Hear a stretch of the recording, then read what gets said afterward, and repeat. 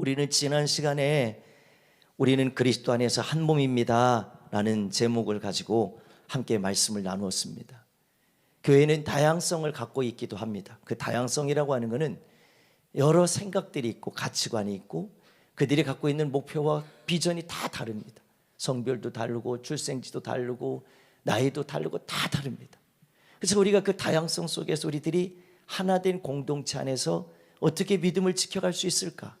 그는 김종철 목사라고 하는 한 사람의 대표성을 갖는 게 아니라 우리 요담교회의 대표성, 우리 교회의 기준은 오직 살아계신 하나님이 되셔야 돼요. 그리스도가 우리의 삶의 중심이 되셔야 돼요. 그랬을 때 우리들이 그리스도의 사랑 안에서, 그리스도의 은혜 안에서 우리들이 그 본분도 감당할 수 있고 또 하나님의 은혜를 기억하고 감사하면서 우리들이 주님 앞에 살아가게 되는 줄 믿으시길 바라요.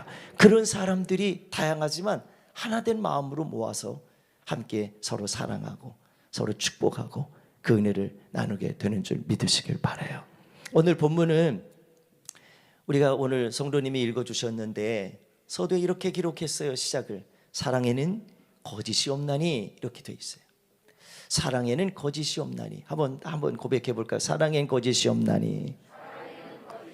다시 한번 사랑에는 거짓이 없나니. 아멘. 사랑에는 거짓이 없다는 거예요.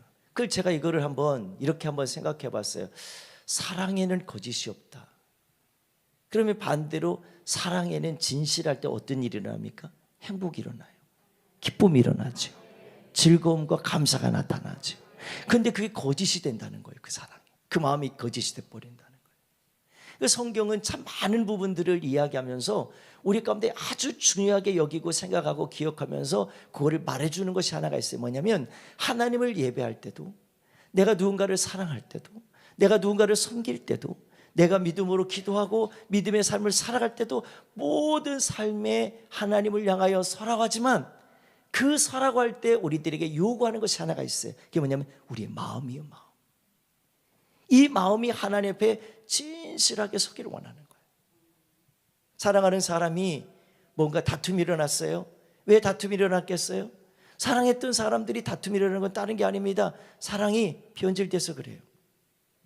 예전에는 저 사람을 생각하고 배려하고 또 뭐 여러 가지 입장에서 그 입장에서 생각하는데 이제 어느 정도 시간이 지나면서 변질됐다는 얘기는 뭐예요?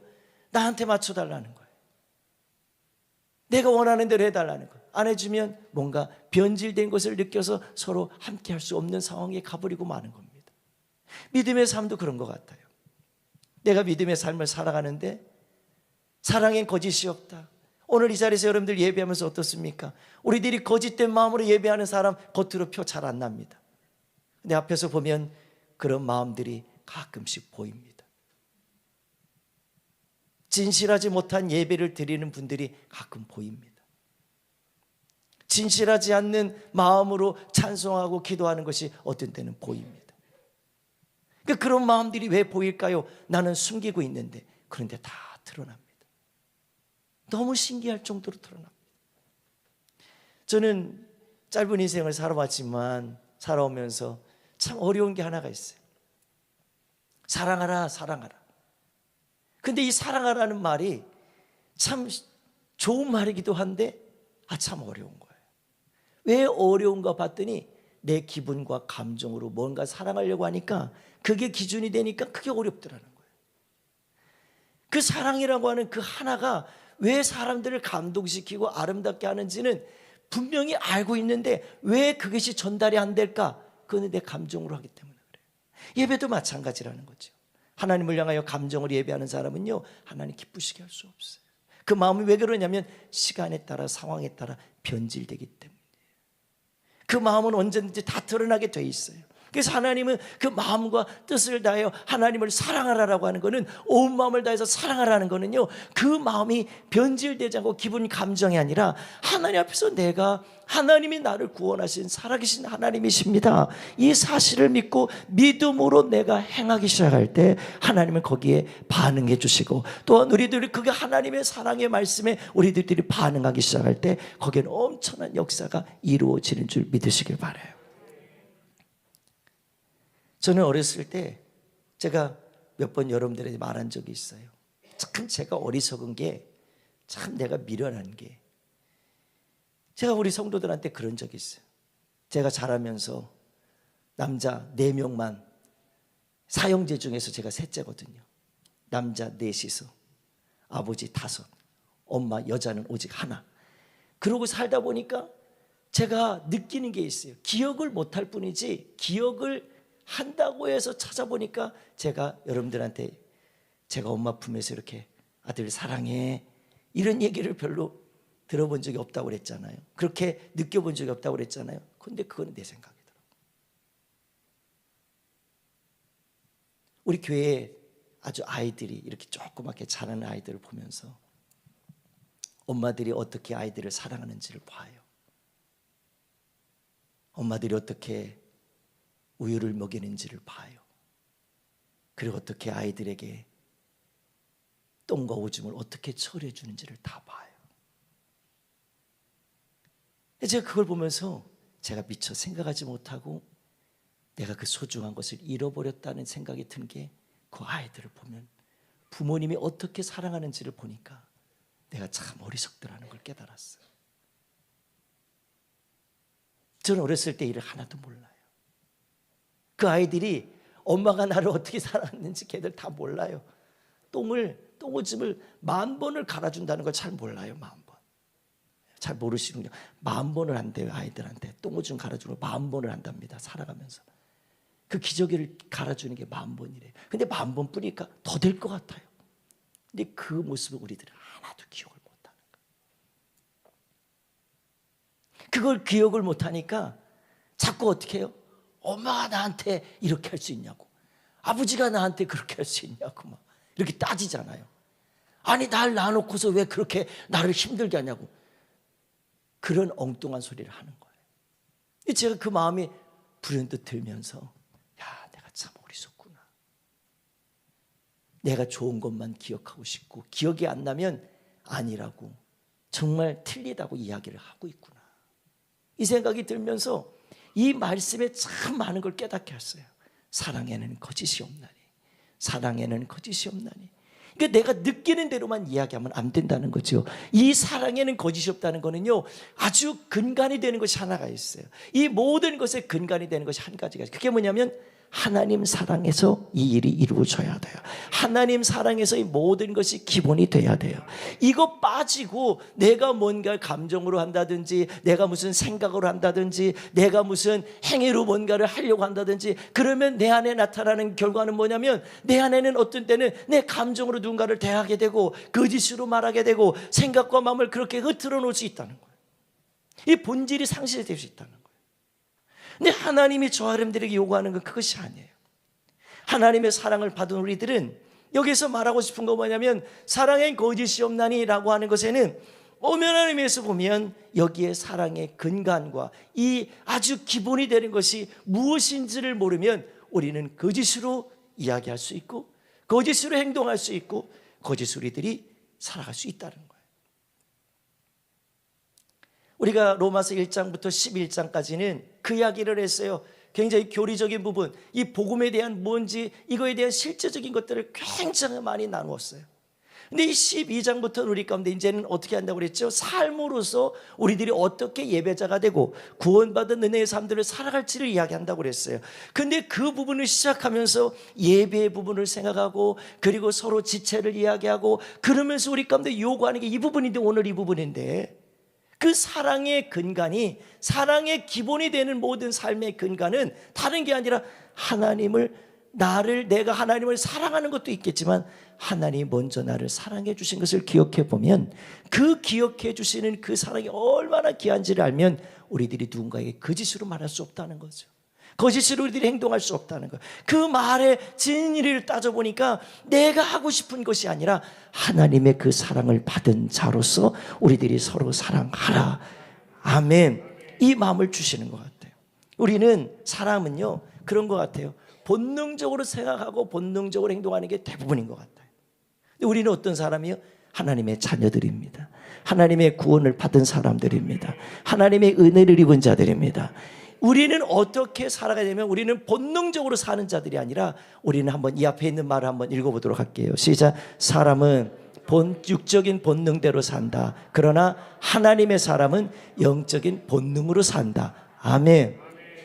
우리 사랑하는 성도들, 우리가 구원받은 자라면 이제는 육적인 본능대로, 기본 감정대로 뭔가를 누군가를 대하는 자로 교회를 다니면서도 은혜를 입었는데도 그렇게 살면 우리는 세상과 다른 것이 구별된 게 없습니다. 근데 하나님이 우리에게 원하시는 건 뭐냐면 우리는 본능대로 교회를 다니는 걸 원하지 않아요. 본능대로가 아니라 하나님의 은혜를 입은 자는요, 하나님의 사람은요, 하나님의 생각으로, 하나님의 마음으로, 하나님의 뜻을 가지고 우리들이 살아가야 된다는 거예요. 이거를 영적인 본능이라고 그래요. 그러니까 우리는 영적인 본능이 없이 누군가를 대하려고 하니까 거짓이 돼버려요. 그러니까 하나님의 마음이 없이 뭔가를 행동을 하려고 하니까 거짓이 드러나게 되는 거예요. 저는 이 부분을 준비하면서 우리 성도들하고 꼭 나누고 싶은 것이 있어요. 우리가 사람은요, 본능적으로 살다 보니까 자기가 사랑하는 사람만 사랑하게 돼 있어요. 자기가 좋아하는 사람에게만 뭔가 마음을 다 쏟게 돼 있어요. 근데 우리가 영적인 본능을 갖고 살아야 될 하나님의 사람이라면 진짜 하나님을 사랑하는지를 내가 한번 점검을 해봐야 합니다. 좀 어려운 말씀을 좀 드리면, 내가 하나님을 사랑하는지 이걸 무슨 신학적으로 교리적으로 증명해서 하나님을 표현하는 게 아니라는 거예요. 지금 그 얘기를 하는 게 아니라, 그런 어려운 얘기하는 게 아니라 진짜 하나님의 사랑에 대해서 입은 자라면 내가 하나님 사랑합니다, 이 한마디를 우리들이 얼마나 고백을 하고 사냐는 거예요. 내가 하나님 사랑합니다, 하나님 사랑합니다, 하나님 사랑합니다. 내가 하나님 사랑하지 않는 이런 영적인 본능이 없는데 누군가를 사랑한다고 하는 것은 대부분이 보면 조건적이에요. 조건을 내세울 때가 많아요. 그래서 우리 아이들을 보면서 제가 깨달은 게 그거예요. 우리 부모님들이 아이들을 사랑하는 그 모습을 보니까 아끼는 게 없고요, 제한 두는 게 없어요.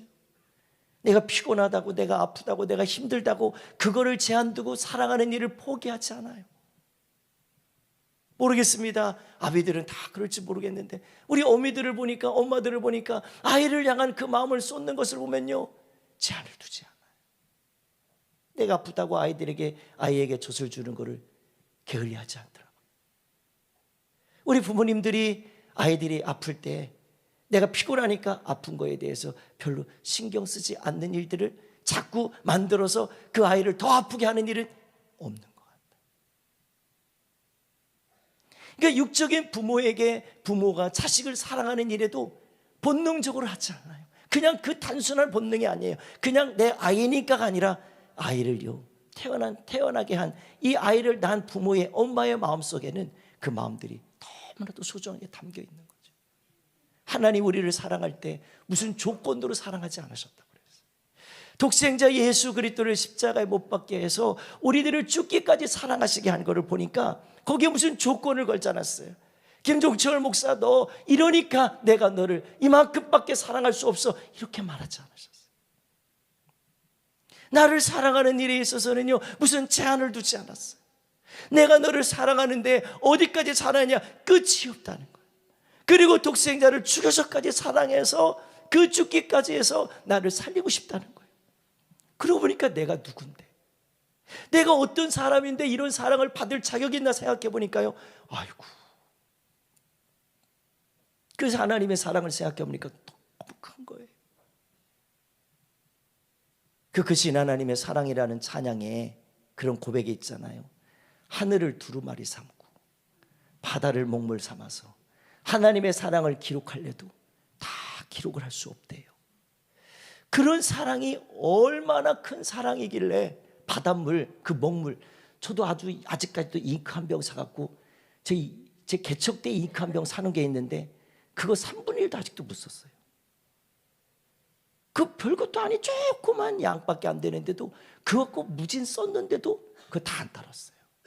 그런데 하물며 하나님의 사랑을 생각해 보니까 그걸 어떻게 그 먹물 삼아서 하늘을 두루마리 삼아서 그거를 기록하는데 다 기록할 수 없다고 그랬을까?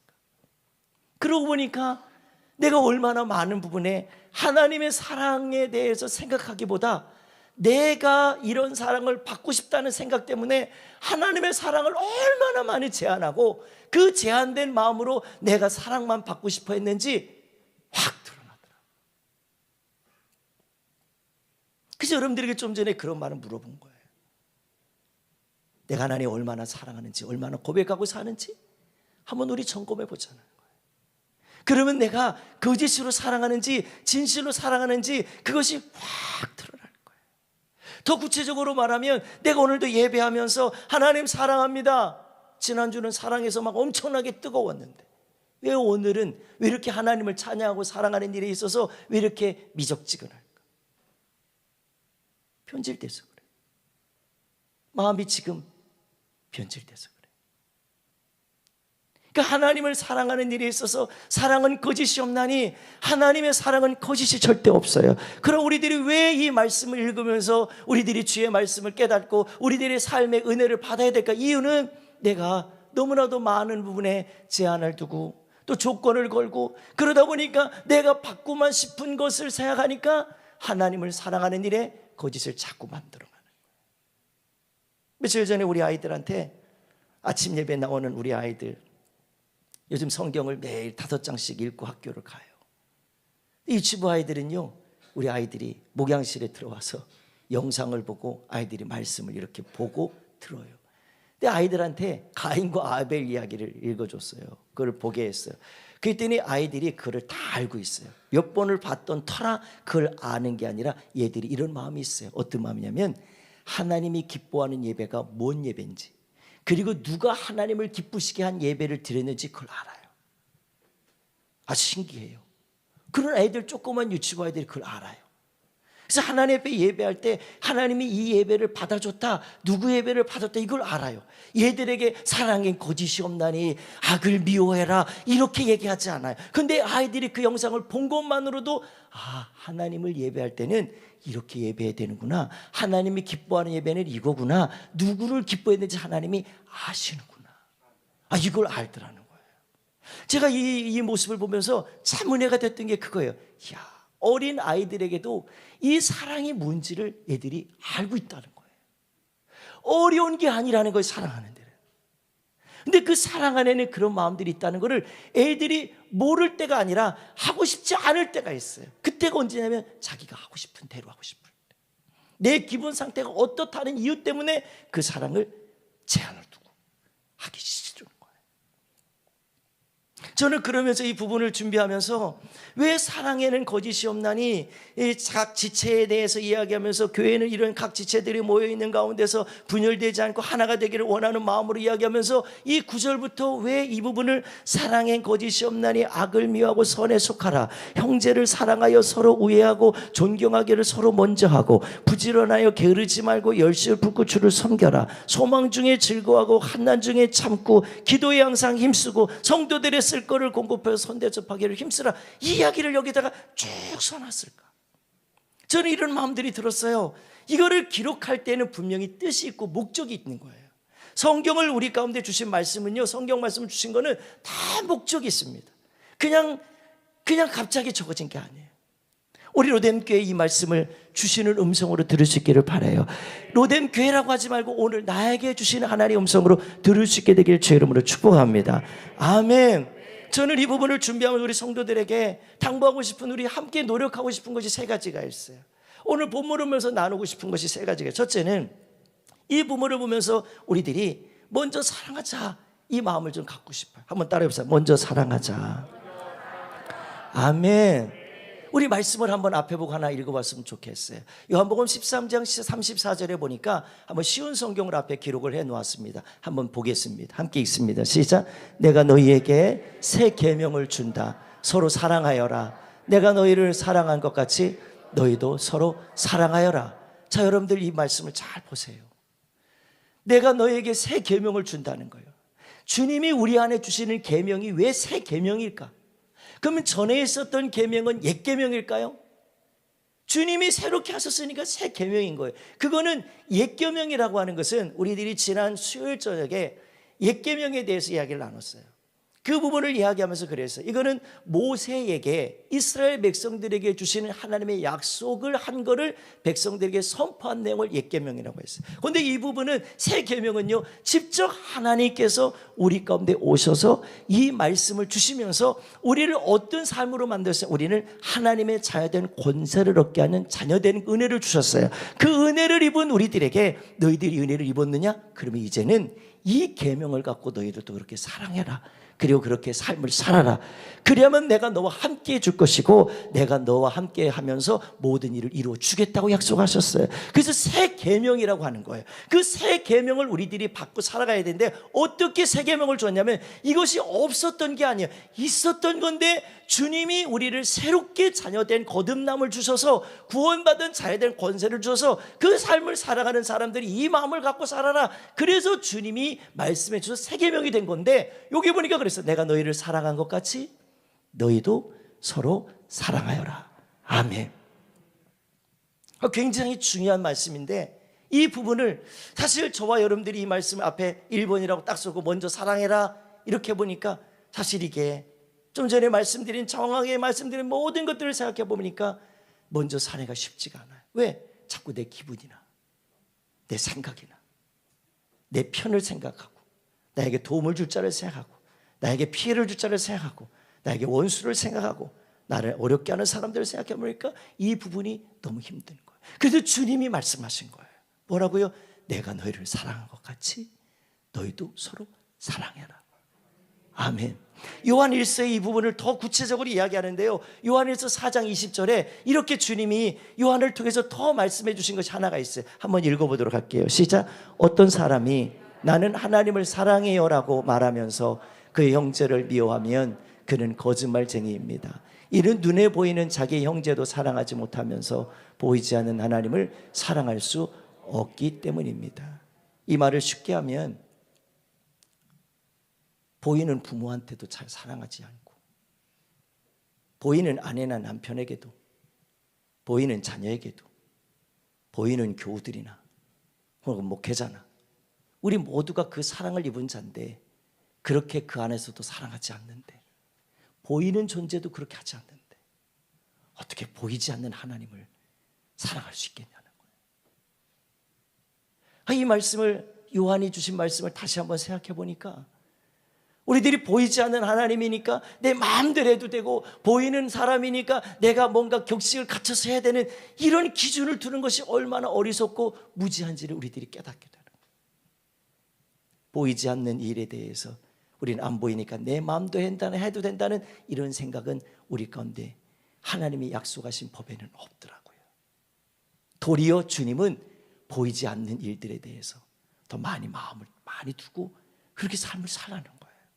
그래서 저는 이 부분을 준비하면서 우리 성도들에게 어떻게 이 말씀을 함께 나누고 더 우리 가운데 와닿게 할 수 있을까 많은 생각을 했어요. 먼저 사랑하라 이 부분을 생각해 보니까 우리는 사랑을 할 때 이유를 보니까 조건을 보니까 내 상황을 보니까 저 사람이 먼저 나를 사랑해 줘야만 내가 이렇게 한다는 거예요. 이 기준을 딱 둬버리니까 우리는 이 말씀 자체도 나와 상관이 없는 것이고 또 내가 이런 말씀을 들을 때 마음이 불편한 거예요. 근데 진짜 하나님의 사랑을 입고 그 은혜를 입은 자는요 이런 말씀들이 불편한 게 아니라 도리어 그렇게 살지 못했던 것이 하나님 앞에 정말 회개가 되고 내가 그렇게 하지 못했던 부분이 너무나도 어리석었다는 걸 깨닫게 되는 거예요.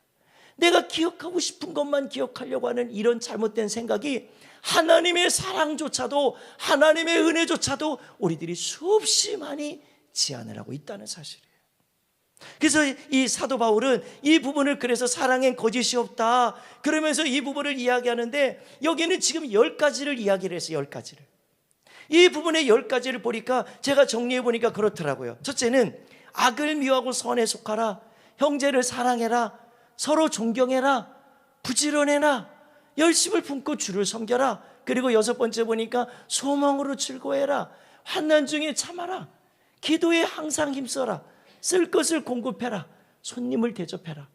요거를 지금 오늘 본문 읽은 성도님이 읽어주신 말씀의 13절까지 말씀들을 쭉 정리해서 보니까 10가지를 그렇게 기록을 해놨더라고요. 이 말씀이 왜 우리 가운데 지켜져야 되고 소중하게 여겨져야 되냐면요 내가 받은 것만 생각하면 이렇게 하기가 너무 힘들어요. 근데 주님이 내게 해주신 그 엄청난 사랑을 생각하고 그 은혜를 생각하니까 나를 구원해 주시고 내가 악함 가운데 살던 나를, 어둠 가운데 있던 나를 불러주신 하나님의 사랑을 생각해 보니까 이 부분이 제한을 둘 수 없을 만큼 너무 소중한 게, 이 마음이 주님이 나에게 주신 마음이고 이 마음으로 사랑할 때 비로소 주님의 뜻이 이루어질 수 있다는 거예요. 아멘. 우리 사랑하는 성도들 어떻습니까? 내가 주님이 말씀하신 대로 내가 너희를 사랑한 것처럼 너희도 서로 사랑해라. 이런 얘기하면 너무 힘들어요. 보이는 사람한테 그렇게 잘하려고 하지 말고 보이지 않는 하나님에 대해서 마음대로 된다, 이런 얘기 들으면 너무나도 힘든 거예요. 근데 왜 그럴까? 왜 그럴까? 그 이유가 있더라는 거예요. 그 이유가 그냥 뭐냐면, 그 이유는 다른 데 있지 않아요. 그 사랑의 본질을 지금 흐려놨기 때문에. 오늘 여러분들에게 굉장히 사실 이 부분이 어려운 얘기일 수 있어요. 그러나 이 부분을 왜 주님이 우리 가운데 말씀해 주셨을까? 복음을 잔뜩 11장까지 이야기해놓고 왜 12장부터 이 부분을 이야기하는데 우리들 안에 이 마음을 표현해 주셨을까? 생각해보니까 이 부분이 그냥 외면하고 그냥 쉽게 지나갈 수 있는 일이 아니라는 거예요. 여러분들 이 다음에 보면 더 문제가 뭐냐면, 이 부분이 14절부터요 여기 보면 17절까지 있는 말씀 보면 더 엄청난 이야기를 해주셨어요. 이 부분을 앞에 쉬운 성경을 한번 보고 한번 말씀을 읽어보겠습니다. 14절부터 17절까지 한번 읽어봅니다. 시작. 여러분을 핍박하는 사람들을 축복하십시오.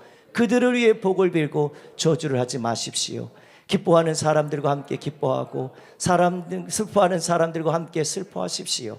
서로 한 마음이 되십시오. 교만한 마음을 품지 마십시오. 하찮아 보이는 사람들과도 기꺼이 사귀십시오. 스스로 지혜 있는 척 하지 마십시오. 아무에게도 악을 악으로 갚지 마십시오. 모든 사람이 보기에 선한 일을 하십시오. 아멘. 저는 이 부분을 읽어가면서 더 마음이 더 어려워졌어요. 아니, 내가 하나님에 대해서 사랑하니까 구원받았으니까 하나님 사랑할 수 있는데, 그 마음으로 내가 너희를 사랑한 것 같이 너희도 그렇게 사랑하라는 그 말씀까지는 내가 말씀을 듣니 이해할 수 있겠어요? 근데 이해로 끝났는데도 불구하고 그 다음 17절 들고 가니까 이해를 할 수가 없어요. 이 14절부터도 읽어가는 말씀, 17절까지 읽어가는 말씀 이해가 될 수 없어요. 왜? 너희를 박해하는 자를 축복하래요. 이게 너무 힘든 거예요. 너희를 박해하는 사람을 축복하래요. 핍박하는 사람을 축복하래요. 그리고 그들을 위해서 복을 빌고 저주를 하지 말으래요. 아니, 저는 이 부분을 더 이상 읽어갈 수 없을 만큼 너무 무거운 거예요. 왜 무겁냐면 나도 이 부분에서 자꾸 걸려 넘어지기 때문에.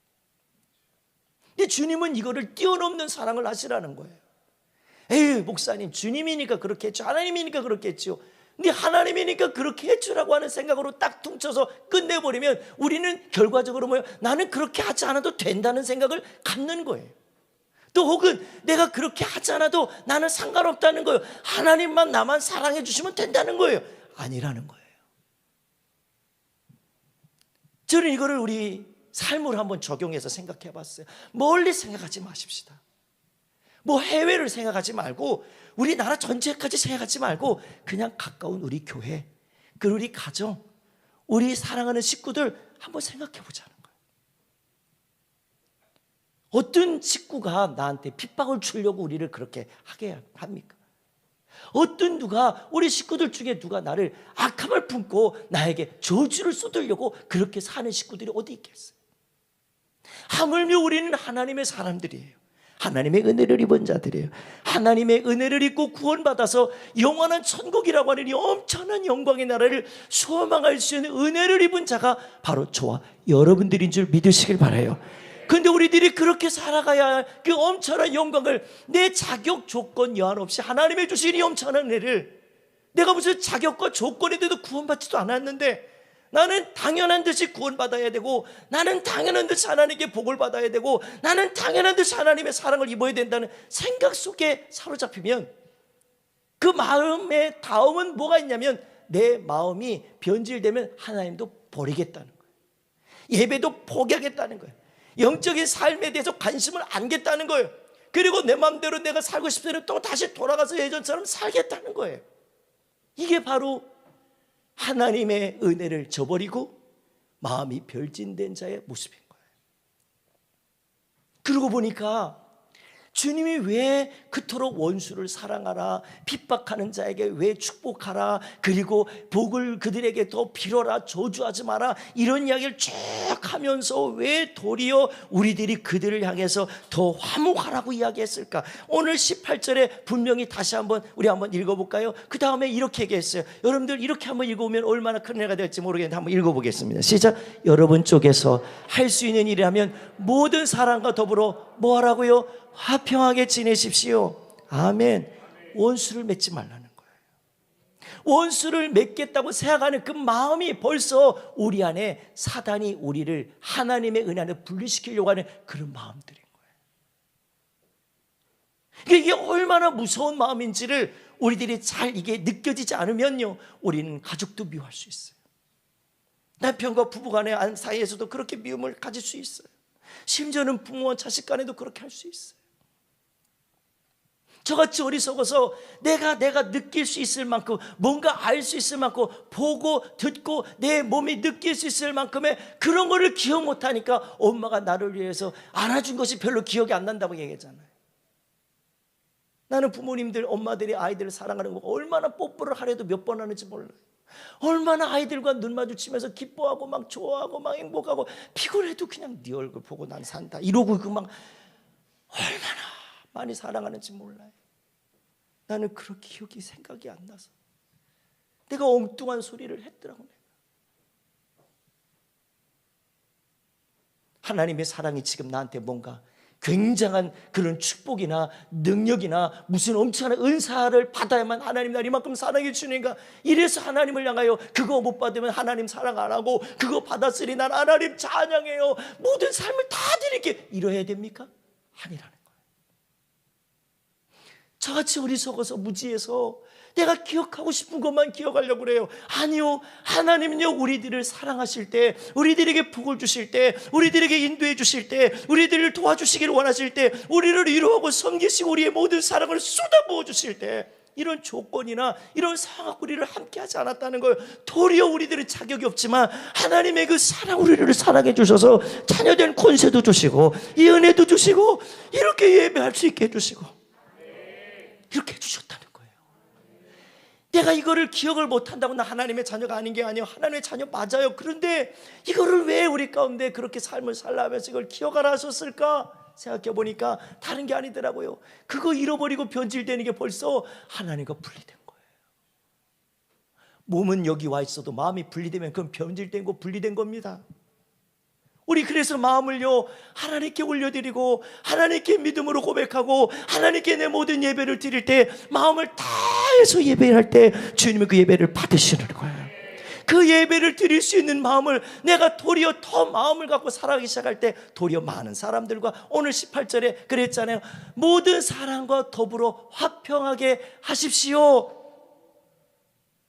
모든 사람과 화평하게 하십시오. 이 부분을 개역성경에는요 그렇게 했어요. 할 수 있거든 너희로 서로 모든 사람과 더불어 화목하라 그랬어요. 할 수 있거든.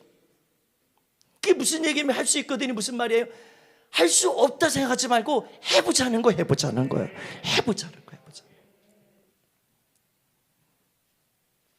저 여러분들이 믿음 생활하면서 이 부분을 보니까 사랑하라는 부분 아무리 강조해도요 부족함이 없는 얘기예요. 저는 한 분의 이야기를 아직도 잊을 수가 없어요. 어떤 분이 저한테 그런 얘기를 해요. 목사님, 제가 몸이 아파서 힘들어 보니까 내 생명이 얼마 남지 않았다는 생각해 보니까 내가 참 어리석게 깨달아지더라고요. 그러면서 저한테 이런 얘기를 해요. 목사님, 사랑합니다. 뜬금없이 그래요. 그래서 왜 갑자기 그러냐고 그랬더니 그분 말이 그래요. 살면서 사랑만 해도 부족한 시간이었는데 왜 그렇게 원망하고, 왜 그렇게 불평하고, 왜 이렇게 짜증내고, 왜 그렇게 살았는지 모르겠다. 그분은 나한테 얘기했지만 거기에는 많은 것들이 담겨 있어요. 내가 엄마에게, 내가 아빠에게 그렇게 못한 거, 내가 자식들에게 그렇게 하지 못한 거, 내가 부부간에 그렇게 하지 못한 거, 그리고 사랑하는 사람들과 그렇게 하지 못한 거, 이런 것들이 많이 후회가 되더라고요. 어떤 누가 후회하면서 살고 싶어 합니까? 어떤 누가 후회를 만들어내고 싶겠어요? 그럴 사람 아무도 없습니다. 근데 그분 얘기를 보니까 그때가 돼서 그때를 깨달은 게, 아이고 사랑하며 살아도 부족합니다 인생. 그 얘기에 제가 마을문이 막혔어요. 아, 어리석게 사는구나. 참 많이 무지하게 살았구나.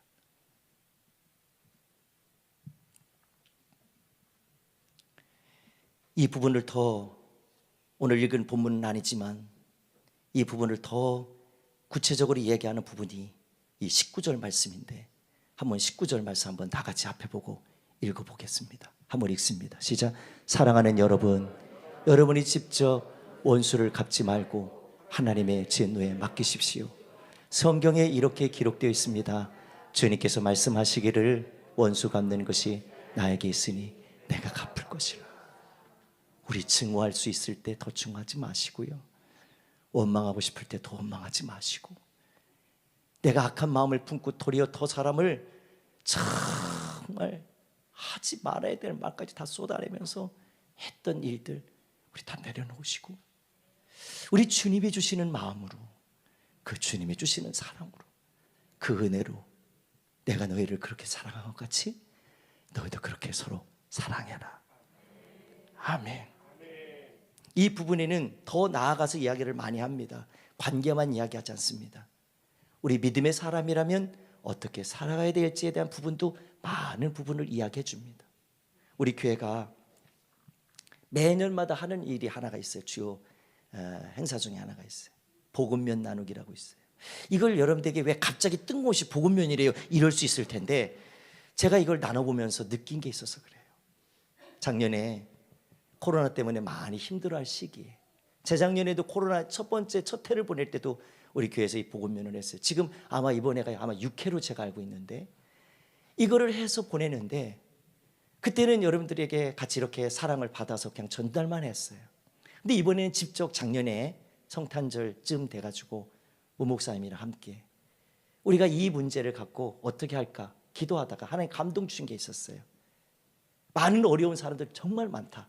근데 영적으로 이들이 한번 봤을 때 복음을 전하고 믿음으로 이 순종하고 쓰임받는 이들이 어려움을 당하는 경우가 너무 많다. 그래서 상가가 문을 닫고 목회자가 많이 어려서 일선으로 떠나가야 되는 이런 일들이 너무 많더라. 그럼 우리가 어떻게 해야 돼? 한번 그들을 한번 섬겨보자. 이래갖고 쌀하고 복음쌀, 그리고 복음면, 저거는 어떤 한 회사에 그냥 그 라면을 광고하려고 저 빨간색 한 게 아니라 성탄절 쯤이 돼가지고 빨갛게 장식을 하고 싶어서 했던 거예요.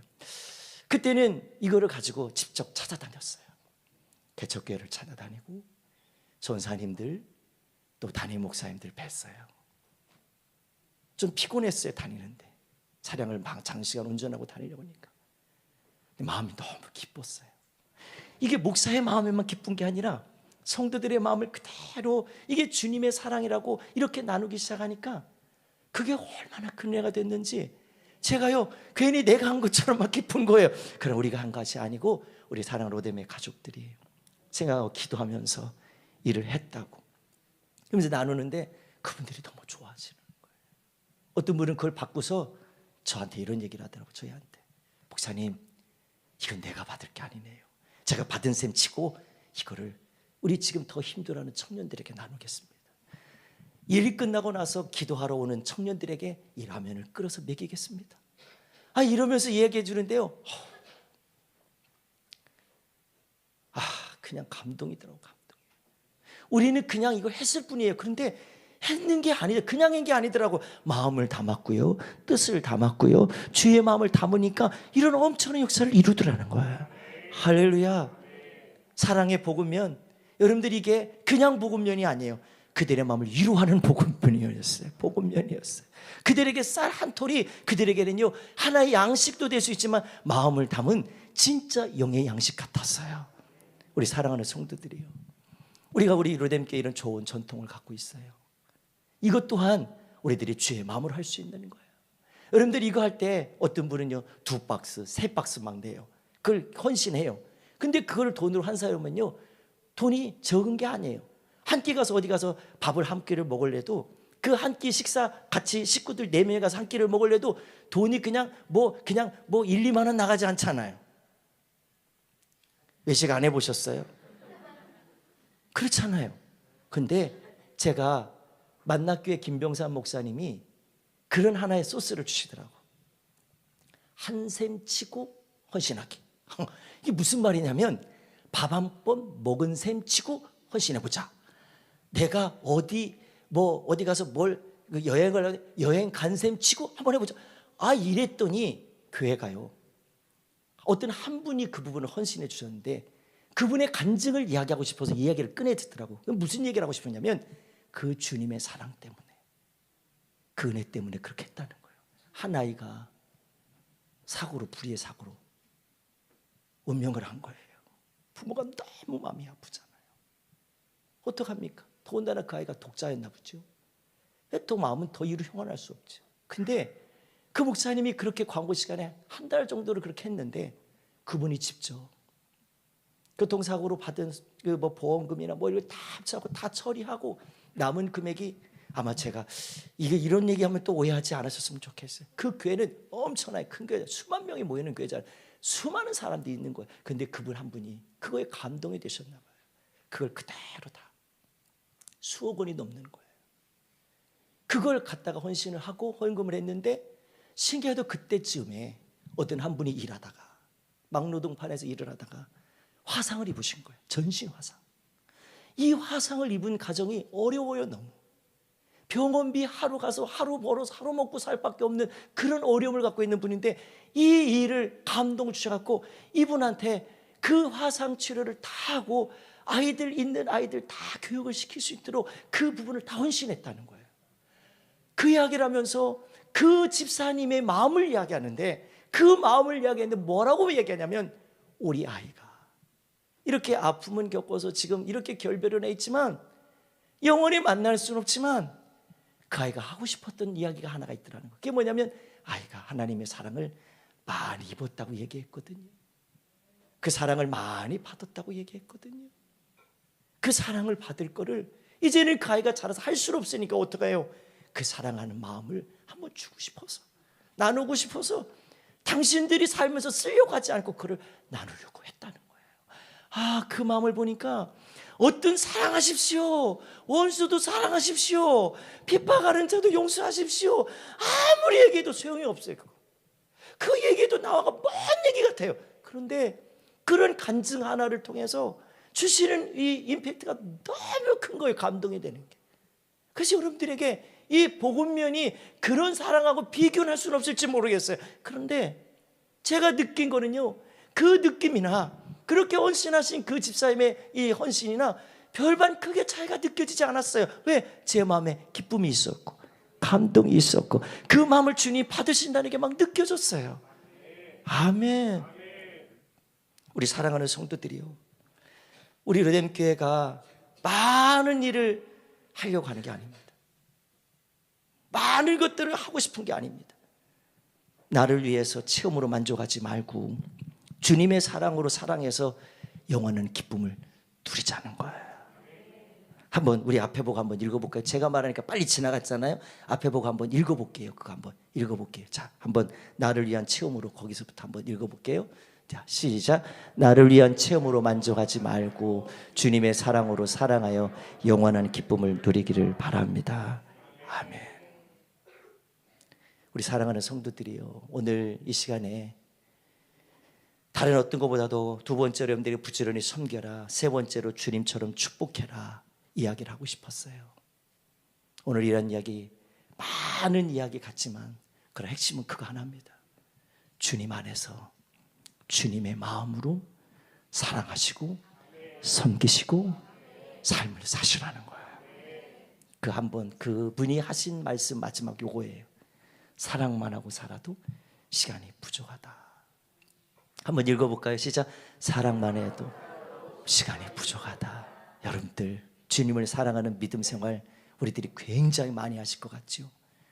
1년의 시간을 주일날로 기준해서 1시간 2시간씩 예배하는 것을 따져보니까 1년 365일 24시간 하루를 돌아볼 때 365일이라고 하는 시간을 통해서 내가 하나님을 예배하고 사랑하고 찬양하고 경외하고 내가 그 마음을 갖고 사랑하는 일들을 한번 점검해 보니까 그리 많은 시간이 아니더라는 거예요.